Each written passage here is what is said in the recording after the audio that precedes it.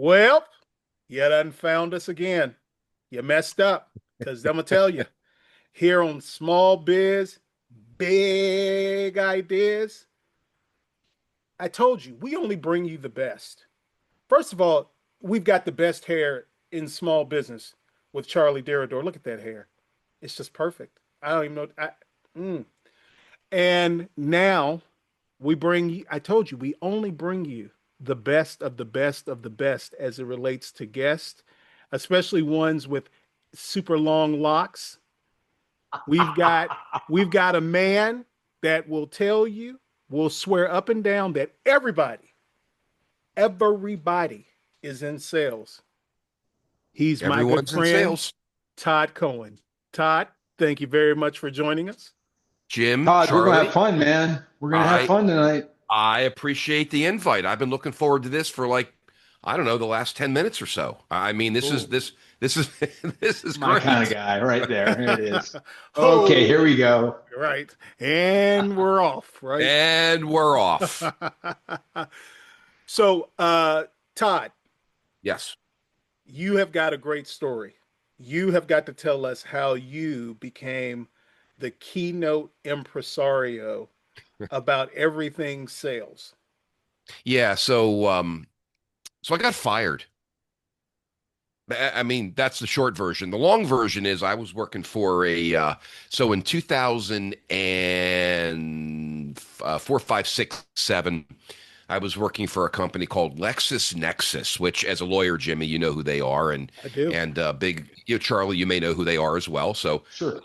big legal database company. At the time, really big. I have no idea what they're like today. And I was can I have a drum roll, please? I was a senior global vice president of sales, or some title that basically made me a legend in my own mind. And then, but beyond that, absolutely, um, you know, nothing. Anyhow, so I left one day this company because they said something that hurt my feelings, which is you're fired. In any event, actually, no, they didn't. They didn't say that. They had seven of me. They were trimming it down to three of me, three positions. And they gave me the opportunity to interview for it, which I did and didn't get the position. Anyhow, I Do you know left. what we call that in Virginia? If you know anything about Virginia politics, that's being Learning. called wildered. Yeah, yeah. Well, back in When Doug came in, he let everybody interview for their job. Yeah, well, it's funny because I lived for almost 40, oh, actually, just about 40 years in Philly, and we had that expression, but it meant something very different. Different conversation over a different bottle of scotch. So, in any event, so I left and I took a severance and I moved on and I started doing some consulting work for today somebody who is somebody I'm still very good friends with, one of the best leaders I've ever worked with, a guy by the name of Andy, and he ran about $1 billion, uh, aerospace and engineering staffing company, and I worked with him for about a year on a consulting agreement. And this was right around the time that the Bush recession really kind of took off, right? We all remember that time in The world 2008. burned. Yeah, 2008, we went to bed one night, everything was fine, woke up and all the banks were gone, everything was gone, literally blah blah blah. We all remember.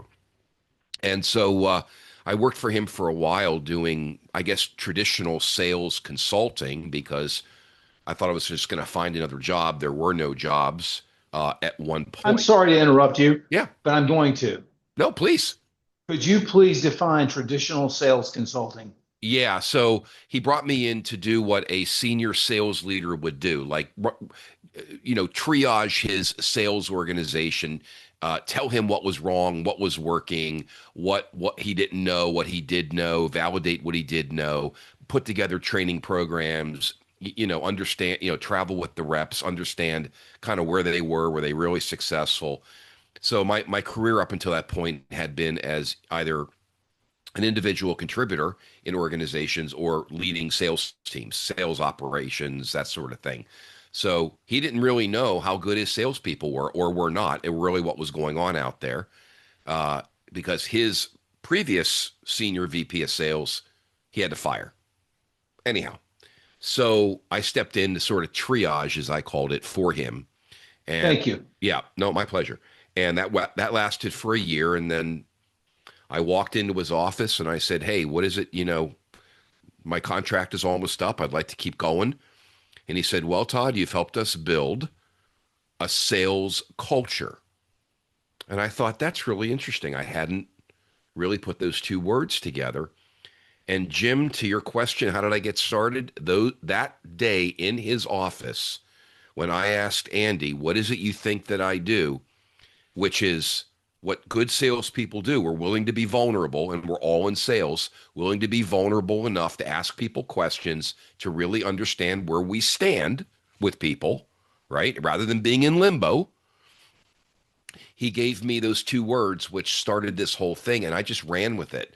I just started writing on it and building a website around it and thinking about it. And I've always been a believer from my days at Xerox back in the dark ages that everybody in an organization has influence on the customer. It's not just the sales team.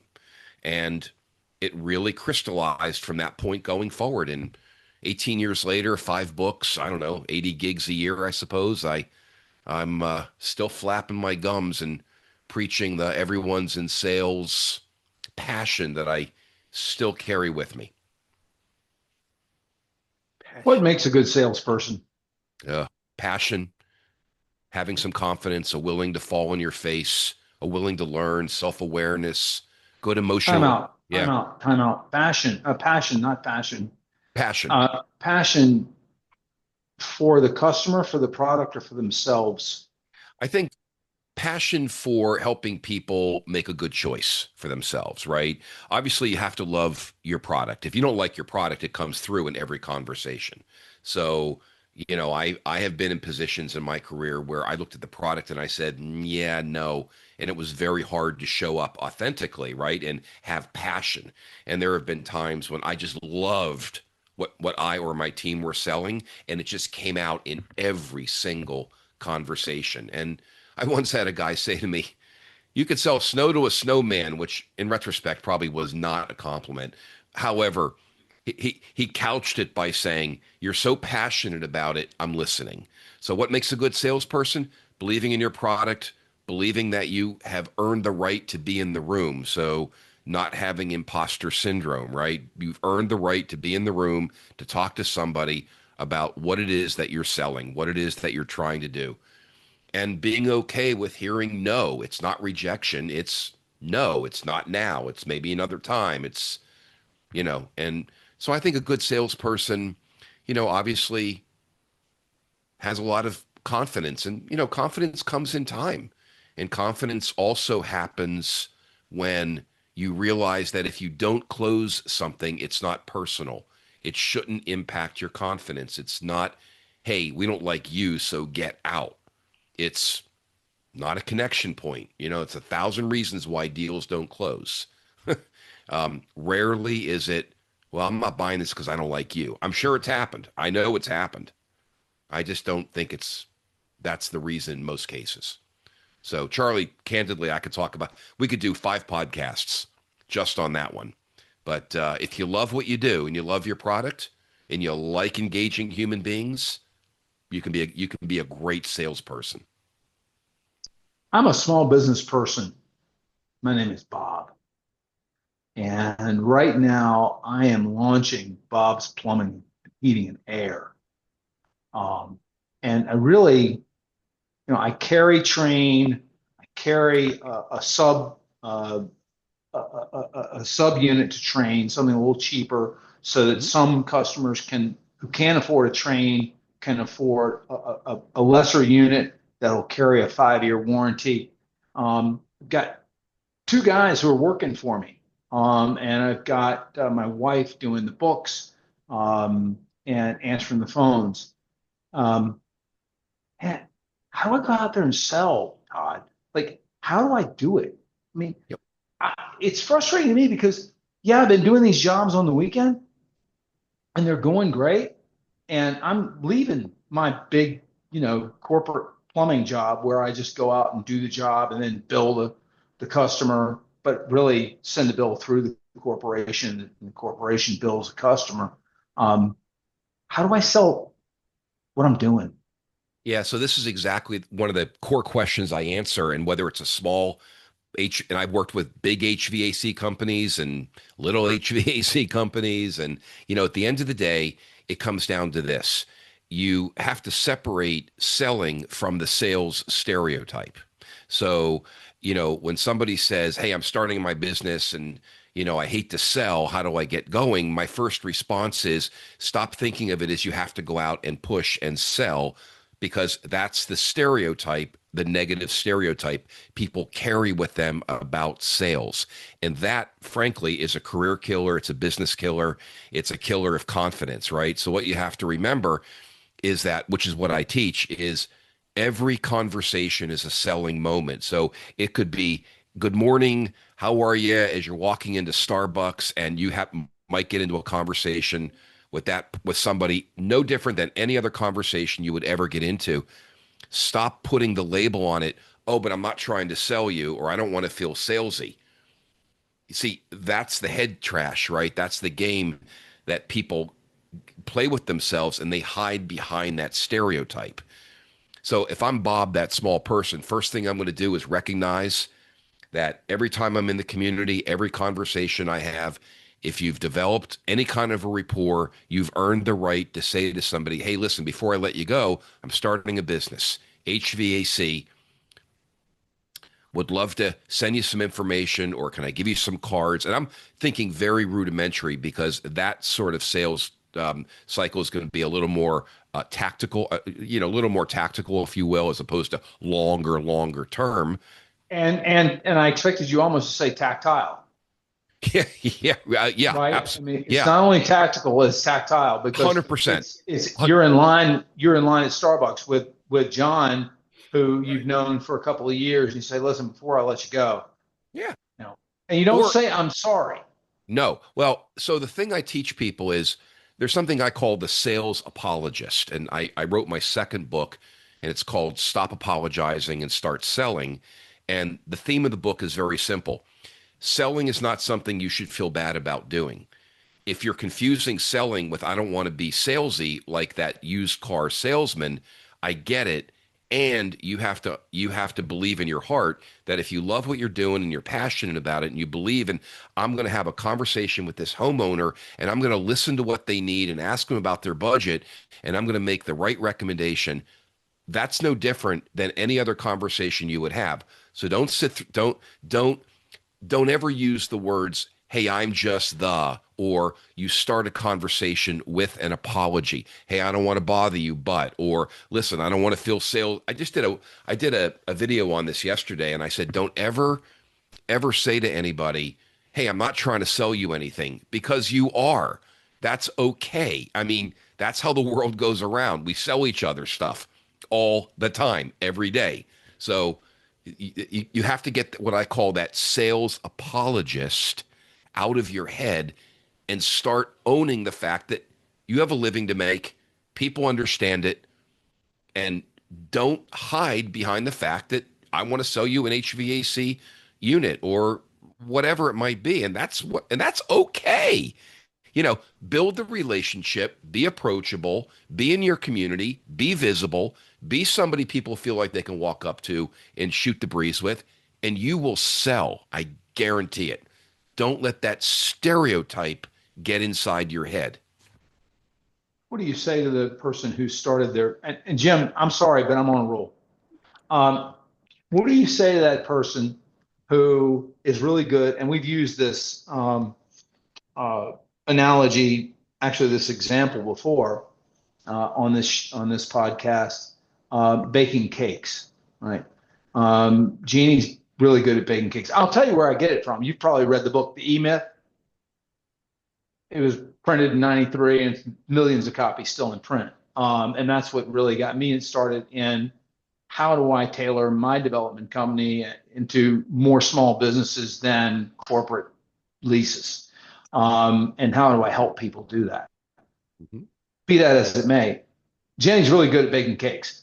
Jenny's hired somebody to do the books. Jenny's hired somebody to help her bake the cakes. Jenny doesn't have time to sell the cakes. So when is it okay to say, I'm not going to sell and hire someone to go out and sell the product for you if you So are 0 to 6 months, 0 to 2 years out? yeah. So I have two answers to I have several answers to that. One, No. no, right? What a shock. It's important to remember that sales is both a mindset, which is what I talk about, and sales is also a job function. Sometimes they're the same, sometimes they're not, right? So in terms of Janie, first of all, the thing she can't say is I don't have time to go out and sell cakes. I understand as a function, she may not have time to go quote unquote, from restaurant to restaurant pitching her cakes. Got it. At what point do you hire somebody? At what point can you afford somebody, right? I mean, at what point can you put together a compensation plan that makes sense? What does that person look like? Or maybe, I remember years ago when all these cupcake places were popping up everywhere. Now they're all gone, right? And I had a conversation with a place back in Philly, and I said, "How do you sell?" And she said, "I don't have to sell; they just come to me," right? Well, if you build it, they will come is not a business strategy, right? It was a great movie, but it's not a business strategy. So that being said, it's up to Janie to decide, you know what? I got critical mass. I have a line of credit. Maybe I've got a backer, whatever it might be. I can hire somebody, to go out and figuratively speaking, knock on doors, right? Maybe Janie now says, you know what, I'm going to go partner with Cisco or one of the big, I'm using them as an example, right? Mm-hmm. Maybe I'm going to go partner with somebody and have them rep my cakes, right? Whatever. It really is, it's going to be a different answer for everybody. And anybody who says guaranteed at 6 months, at 12 months, at 18 months, you'll be able to do these things, I don't think understands small business planning because as a small business person, we are impacted way more by things than big businesses. I don't think that's a secret to anybody. No. Obviously, interest rates go up a point. General Motors, yeah, I get it. Of course, they're impacted. For me, that I feel that way more, right? So I don't know what Janie's plan is. I don't know what Janie's business plan is. I will say this. She needs a good advisor. She needs somebody who can say, a small business accountant can do a great job and say, you know what, Janie, you got critical mass. You're doing 30,000 a month. Let's hire somebody on an hourly basis to go visit all the restaurants, build target lists, blah, blah, blah. There is no answer. That's absolute. It's how your business goes. And by the way, Right. Janie can never say, I'm not in sales. You never know who she's going to bump into. Right. By the way, and then I'll back out, Jim, and you can have it. I just looked it up. That's why I put my glasses on. Have you all heard of this place, Nothing Bundt Cakes? Mm-hmm. Yes. Yes. So one came to Richmond.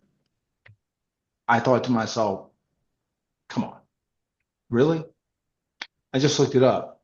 There are 800 units across the United States. Yeah. Yeah. I do a lot of work with franchises. What? Yeah, I know. It's crazy. And what's so crazy about that is, a lot of this, well, I don't want to say a lot of it. There is some luck involved as well, right? Catching a wave is really nice, right? I mean, there was a cupcake wave. I mean, there just are waves in businesses. Please understand, I'm not taking away from anything these people have done to grow the business. And not a shred of it. It is how, and not but, and there is some element of timing as well. For me, right place, right time is a lot of business. For me, Yeah. I mean, I've started my business in the depths of a recession, a training. Well, we'll call it a training business at the time. Nobody was buying training in 2008. Everybody's just trying to keep their doors open, and it was about finding you don't need a lot. So you don't need to be you don't need everybody, you just need to find one or two that you can grow organically and ask them to refer you to other people. You have to build what's called that virtual sales team. That's how Janie sells cakes. That's how Bob HVAC does it. He has the courage to say, you happy with your whatever? I need five. Give me five names, and I tell you what, as a happy customer, I'll go out of my way and do it. The failure to ask is where the problem is. I don't want to feel salesy. Bullshit. Feel salesy. Ask. Jim, So, sorry. no, you're good. So, Todd, you've got your own business that you run. Like, Yeah. you started in 2008. Literally, the economic world is spinning out of control. Um, kind of, what were some of the biggest things you learned from 2008 to now about running your small Oh, business? be Wow. ca- yeah. Be careful who you listen to and give money to. I've wasted a lot of money on people with big promises who underdelivered dramatically.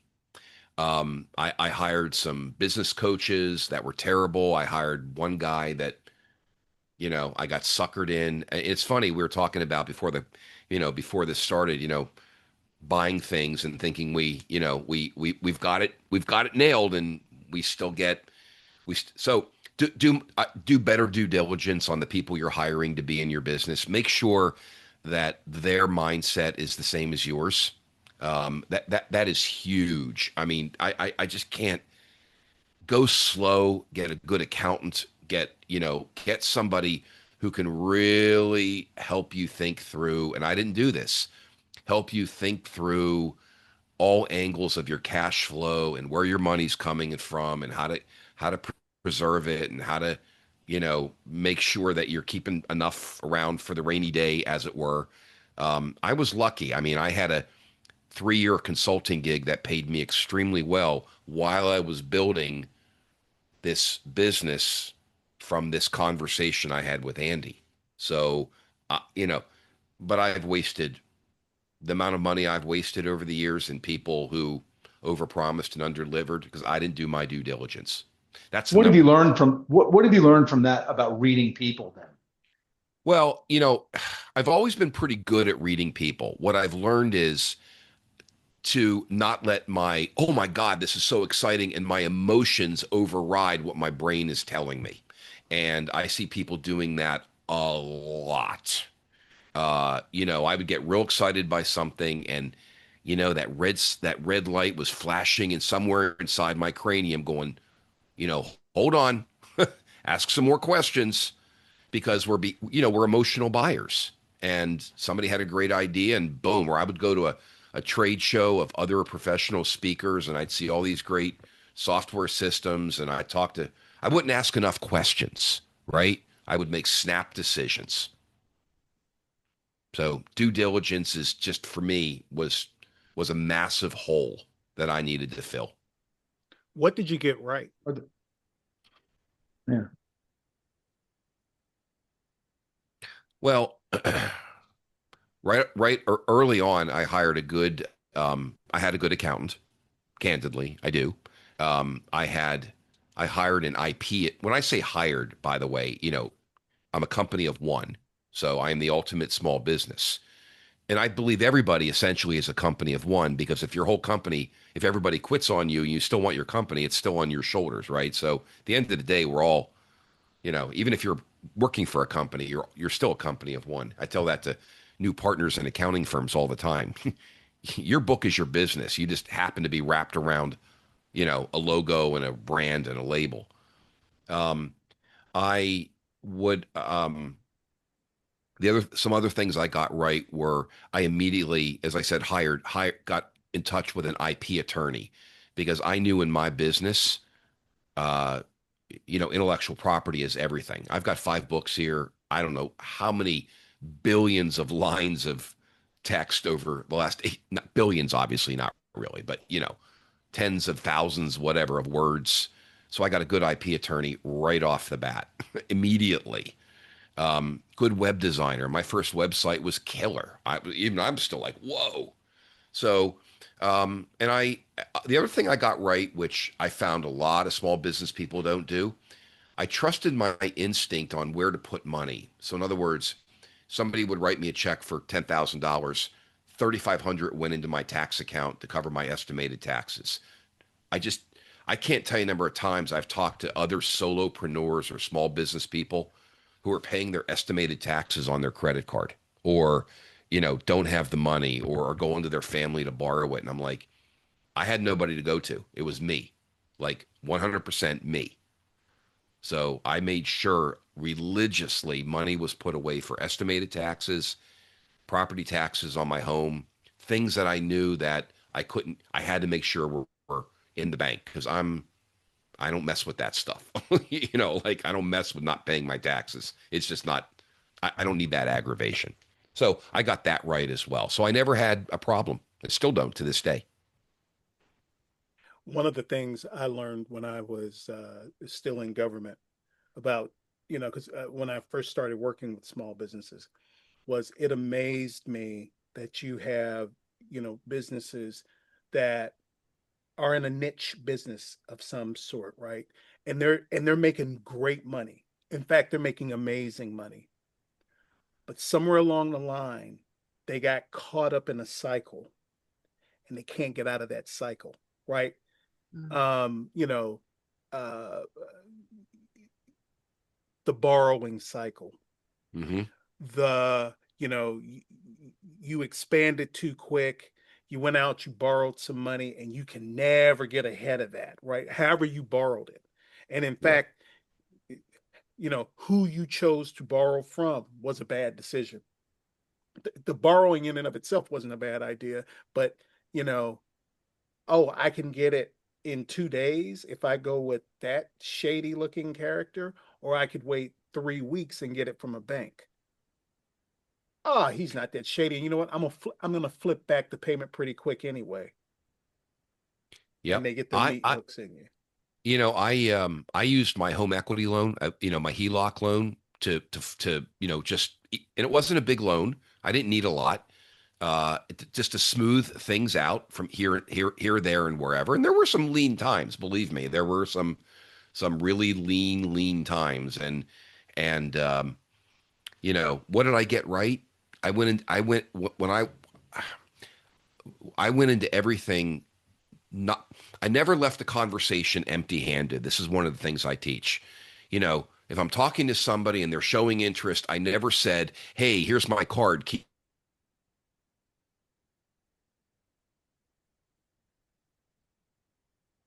me in mind."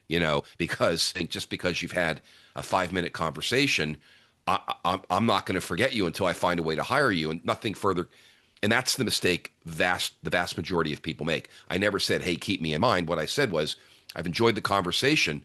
Let's get together. Let's do this next week, next month." And I never stopped networking.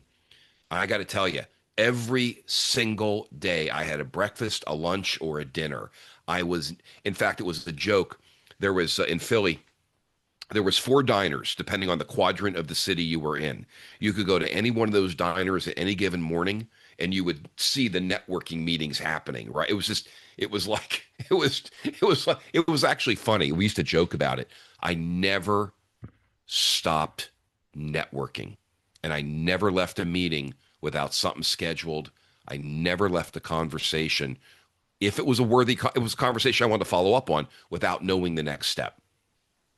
And that propelled me So in forward. essence, ABC. Well, yeah, but I don't want to reduce it just to And that. I'm not. Yeah. Okay. I'm not. Look, I'm 62 years old. I've been doing real estate since I was 22 years old. Really. So, I mean, I'm not the myopic guy who's going, "Oh, wait a minute, this is my opportunity to quote a great movie." What I'm saying is, Mm, because you and I can already tell, sort of speak the same language.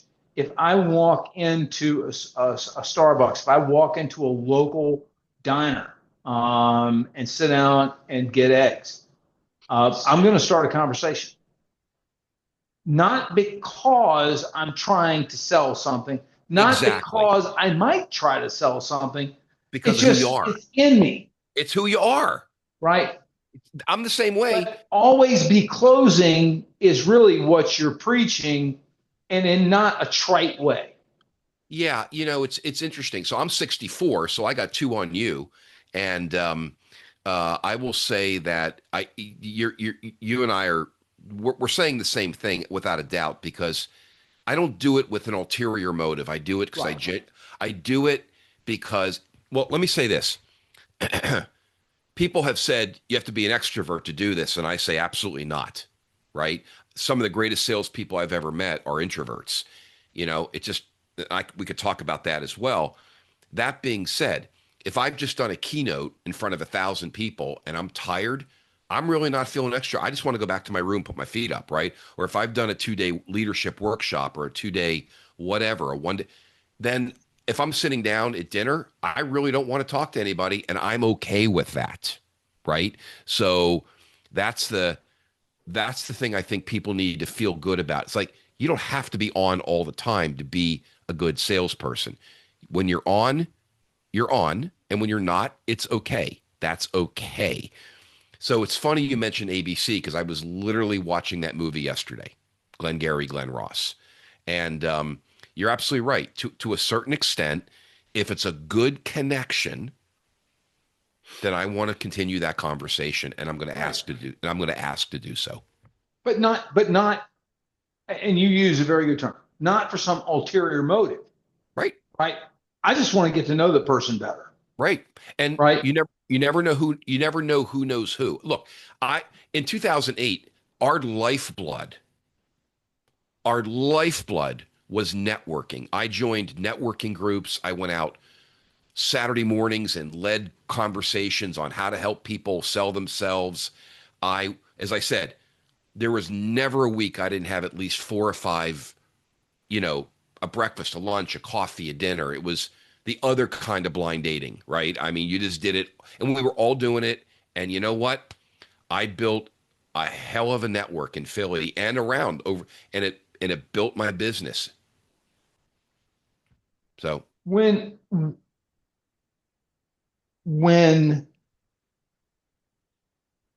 I think about sales and I think about what you're talking about, because I think about it a lot. I didn't know that Jim was going to bring a sales expert, and I know that's a bad word in your world, but a sales guru is an even worse word, a sales leader into this mix. But I'm glad he did, because I think the listeners and the watchers of this podcast need to understand something. No is not a bad word. it's a great word. No is a word that can lead to self, not determination, but you discover self-discovery, right? Jim, I'm not interested. Okay. How do you then pivot off of that and say, Bob's not interested, but I don't feel bad about myself? That's going to hurt that person opening up a new business. And I'll tell you where I learned about not hearing no the wrong way, or hearing no the right way. In the medical field, and I'm married to a physician, in the medical field, a surgeon will often say, sure, go get a second opinion in Miami.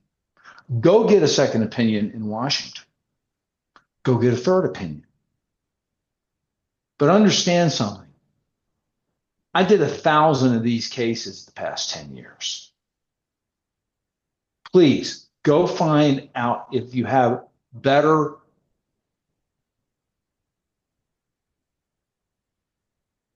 experiences when speaking with this other physician or this surgeon. But that I've done 10,000 of these cases, or I've done 1,000 of these cases in the past 10 years, is going to make that person think. Because I've talked to not people in my wife's world, pediatric neurosurgery, but people who are getting their knees replaced, their shoulders worked on, people in our age bracket who say, I wish I'd gone to that person I met with first, because that person told me they'd done 2,000 cases in the past 10 years. And I went with the young person who just come off the line. What I'm saying is, don't hear no. And if you hear no, don't feel bad about hearing no. Pivot off of it. Please speak to that a little bit. Yeah, so a couple of things. One, your surgeon analogy is very personal to me. I'm a cancer survivor, and 10 years ago, when I needed to have surgery, I interviewed three surgeons. And it's funny because the first two talked all about themselves, and it wasn't about their skill. What's interesting is the only reason I was talking to them was because we had already climbed the mountain of their skill. I knew everything about them before I ever walked in. It was about a connection point, right? So any one of those three surgeons, and the one I chose at one point, he said, I 100%, and he was the third guy, and he said, I 100% welcome you to go visit, learn as much as you want. And then he paused because here's where people get screwed up. They say, but that raises the defenses. You have to say and or say nothing. Less is more. So he said, and then he paused. And then he said, look, we do about 20% of the cases on the East Coast. That's all he had to say. What sold me on him was not that. It was the connection that he created with me. It wasn't about his skill. I wouldn't be sitting there talking to him if his skill wasn't already well known to me. He didn't need to sell me on his skill, is my point. So I just have to add that in there. Since you brought up surgeons, I have a very, I tell this story in my, you have personal experience. Yeah, it's very deep. I tell this story. So when somebody hears no, and I heard no today to a fairly sizable proposal, my response was, thank you for considering me. Thank you for the opportunity. I'm here if you need me. Have a great summer. Why? Because it's not personal. You win some, you lose some. And it's no different than any other facet of life, which is why I talk about, I don't do sales training. I do sales mindset. Everything we do is a selling moment. It's a big difference. And if we acknowledge that, I teach something called the 20-60-20 rule. 20% will say yes, 60% you have to work on. Will go one way or the other. 20%, no matter what you do, will be a no. So this gentleman who said no to my proposal today, it wasn't personal. It wasn't a rejection. It wasn't, I don't like you. It was, we're not doing anything after all is said and done. Great. Thanks for considering me. The real key here is to make sure you have a big pipeline. If you want to talk an actual brass tacks, if that was the only thing I was working on, then I'd be like, holy crumb, like, I better get busy. But I don't make that mistake. And I never have, because that's what they teach you in sales training. I would say that to any small business person. Don't put your eggs in one basket. Never assume that a relationship is for life. Relationship. Okay. Yeah. Relationships are good until, drum roll please, they're not. And the biggest thing impacting relationships that is impacting small businesses in particular is the transition we're seeing going on right now, or that will always go on when one generation passes the business down to the next, or they sell to PE, or they sell or combine or whatever. And whoever was selling to that company makes the mistake and they go, oh, our relationship is set. Newsflash. It's up for grabs. As soon as mom and dad retire and they pass it along to the kids, every relationship has now hit the reset button. So right, it changes. Yeah. So there's got to be there's a lack of hubris that's required to do this, to be a small business person. But isn't there also a necessary hubris to do this? 100%. To be a small business person, look, to be any business person, I know this is about small business, but I don't know small or big, it makes much difference, but small is more personal, right? I mean, it's, The project manager at building number 92 of General Motors probably doesn't feel it the same way that Janie's Cakes does, right? I'm not knocking project manager. I'm not knocking Janie's Cakes. I'm just making it. So since we're talking about small business, everything feels stronger. Everything feels more personal. It's harder sometimes not to take things personally. Somebody walks into Janie's store and says, let me use a different example. Somebody says to Bob, the HVAC guy, listen, thanks for your pitch. I'm going with these guys down the street. They were cheaper. My response to Bob is, it's not personal. They didn't go with you because they don't like you. They made a cost decision. Not everybody will. Some will. You have to turn that conversation to the minute you compete on cost, you lose. You're either going to win it or you're going to lose it, and it's gone. Especially in HVAC, it's gone for the next 10 or 15 years. People aren't changing air conditioner condensers every year, right? Right. So you have to make it about. I just did a video series on this. It's about, we have to talk about value. We have to talk about the relationship. It's like Don Draper and Mad Men said. Someone says no to you. You don't like what's being said. Change the conversation before you get to the no. Make sure you're talking about what's important to them, your customer, not what's important to you. But doesn't that demand active listening? You took the words right out of my mouth. It means a switch in mindset, right? Sales is a mindset. Sales is a belief that if you show up and you're a good listener, you'll sell. If you show up and you're authentic and you're passionate and you care and you ask good questions, active listener, now you've differentiated yourself from the competition. It no longer becomes about price. It becomes about, this guy gets me. You know what? I like him. I'm going to buy from him. A surgeon, an HVAC guy, or a plumber, or whether she bakes cakes. It's all the same. Right. If I connect with you, it's not about price. If I connect with you, listen, I go to Starbucks every morning at 5 a.m. Not for me, but for my wife. Not because I'm getting her just a cup of black coffee. It's got to be fancy schmancy, whatever.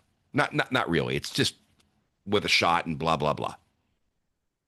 Do you think I can get that cheaper somewhere else? Yeah, it's $9 every morning. Guess what? I walk in. They say, good morning, Todd. They say, you and Karen. Right. So it's not about the $9. It's about how I feel. Okay. Can I take this over the line just a little bit? Guys, do you mind? I have been the landlord to 5 Starbucks over the time span that I've been in business. And I have always made the argument that each Starbucks, excepting for the licensees that are in the Walmart, not the Walmarts, the Kmart. Wow, Kmart, not Kmart. Target, except for those stores, the ones that are in the airports, the corporate leased Starbucks that are on the street. Each and every one of them is a small business unto itself. Of course it is. They have a manager. The manager sets the tone. The assistant manager does what that manager asks of her or him, and therefore the associates or the baristas, everybody else, they know that Todd gets this thing for his wife every morning. And guess what? Somebody is behind you 2 mornings out of 10 and knows what you're going to get. And that's a conversation that gets started because a small business opened in your neighborhood. I never understood, and I'm not out here defending corporate coffee, but I never understood this notion of Starbucks is bad for the coffee business. Starbucks launched 100,000 small coffee shops in America. Yeah, I don't understand. I've heard that 1,000 times and never understood it. What do they call it? Something rises all ships, low tide rises all, whatever. Rising tide lifts all ships. That's it. Yeah. Something I knew it was some some naval metaphor. Starbucks did the coffee business the biggest favor on the planet, we could argue. Right. Right. So anyway, that's going far afield. I but apologize, Well, but but you know what it is? I think it proves the point that everything is an opportunity, right? right. And there was a woman who worked for me. Jackie, if you're listening, Jackie, I need to see you. It's just been too long. But Jackie used to say to me all the time, like something bad would happen and I would get angry because, I may have a little bit of a temper. And she looks at me and she say, "Oh, that's a platinum opportunity. That's a platinum opportunity." Right?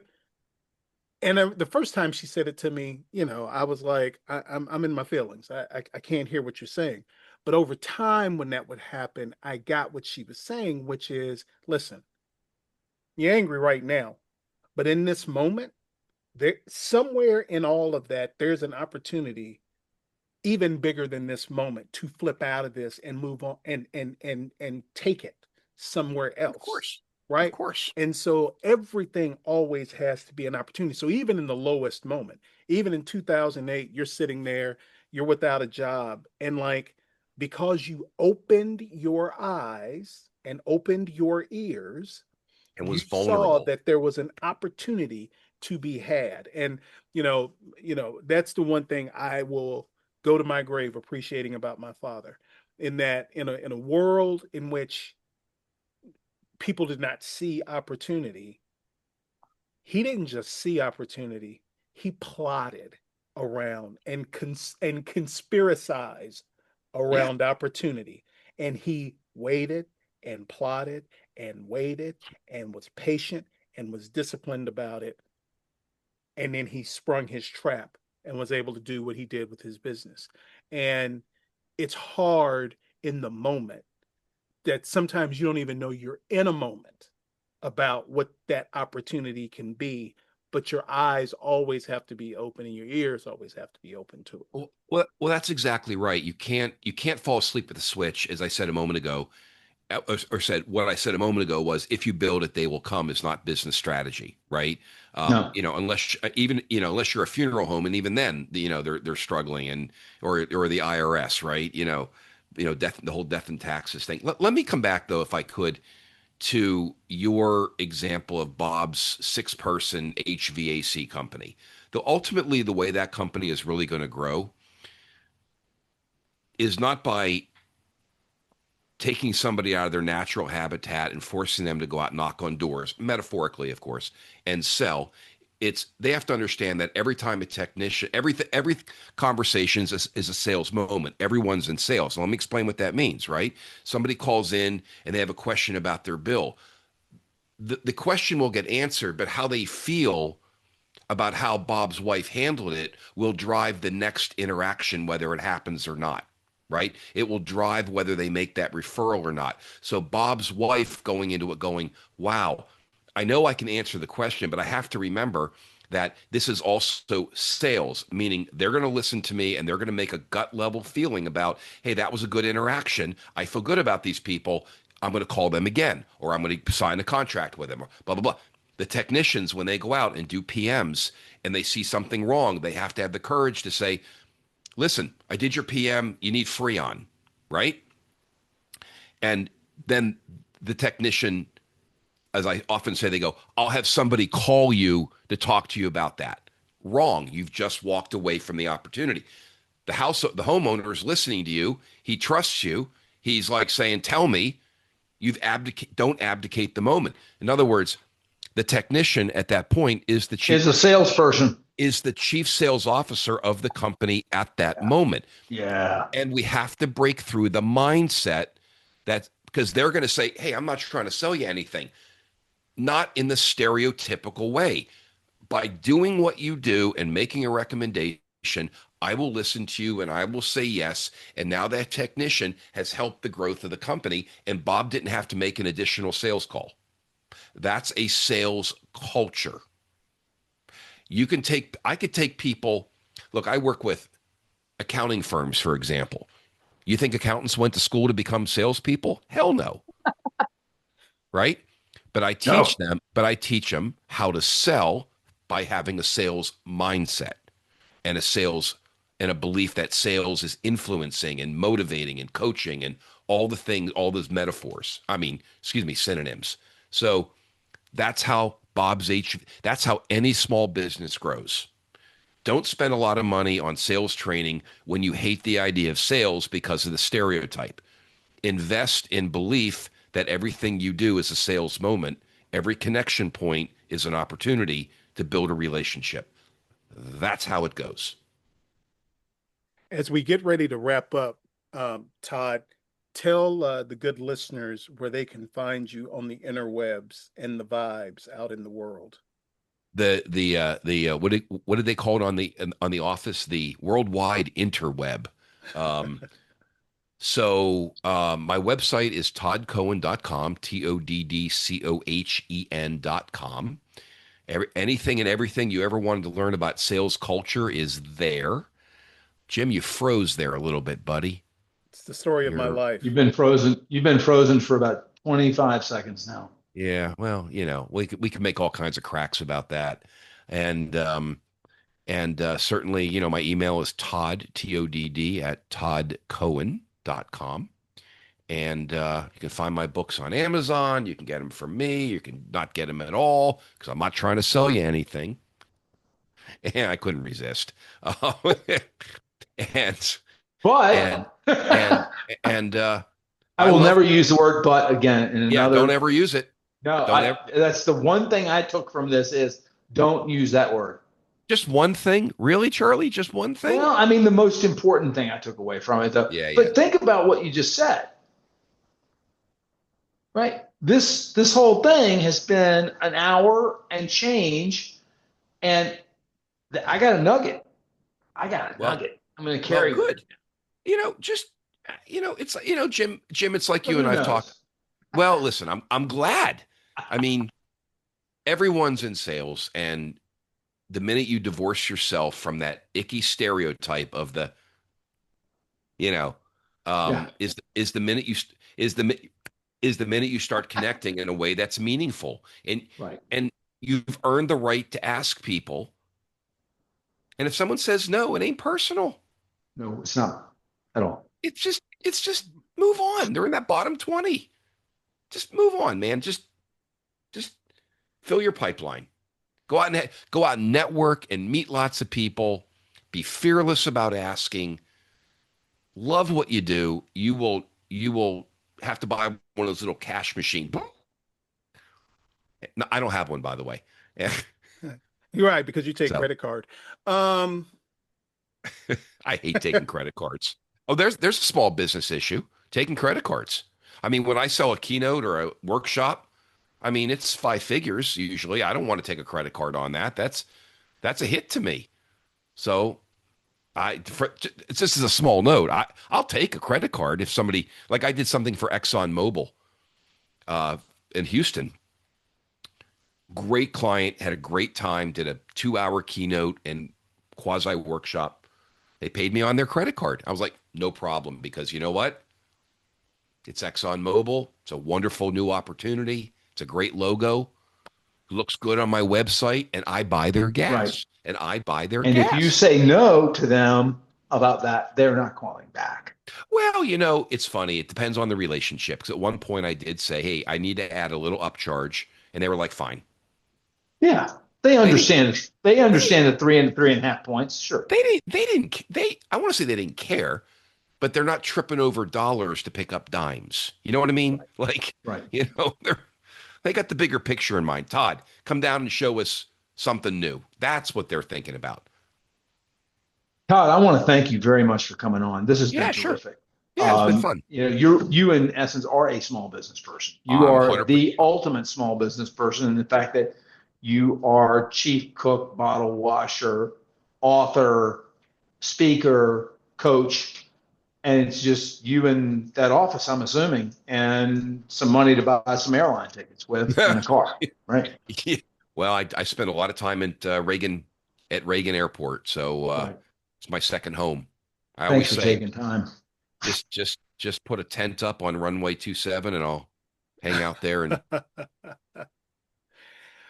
well, I think that's a good spot to stop. So, to everyone, thank you for tuning in with us. And as I always love to say, be good, be better, be best. There you go. Thanks, guys. Peace.